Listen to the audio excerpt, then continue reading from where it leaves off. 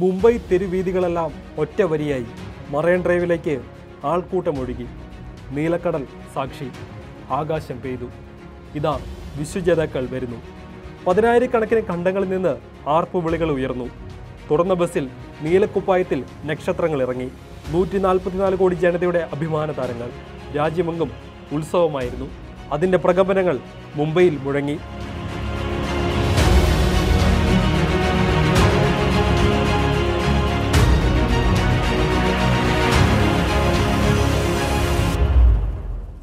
പതിനേഴ് വർഷത്തെ കാത്തിരിപ്പ് അവസാനിപ്പിച്ച് 2020 ലോക കിരീടത്തിൽ വീണ്ടും മുത്തമിട്ട ഇന്ത്യൻ ടീമിന് രാജകീയ വരവേൽപ്പാണ് രാജ്യം നൽകിയത്.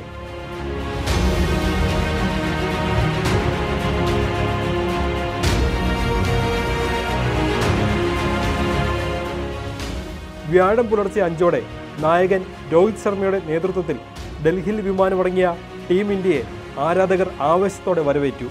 വാങ്കഡയിലെ ചരിത്രമുറങ്ങുന്ന മൈതാനം ചാമ്പ്യന്മാരെ കാത്തിരുന്നു. സ്റ്റേഡിയം ഒരിക്കൽ കൂടി നിറഞ്ഞു കവിഞ്ഞു.